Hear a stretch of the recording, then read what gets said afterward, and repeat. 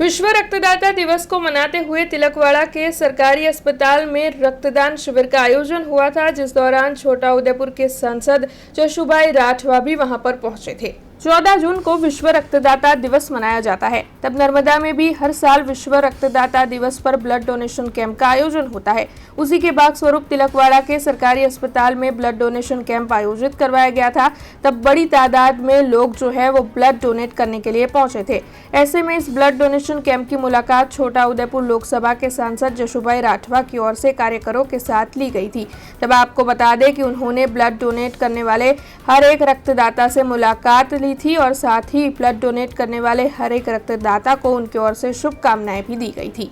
आज नर्मदा जिल्लाना तिलकवाड़ा खाते सामूहिक आरोग्य केन्द्र में रक्तदान शिबिर योजવામાં આવી। आ शिबिरनी अंदर 50 करता वधारे यूनिट थवानी संभावना है।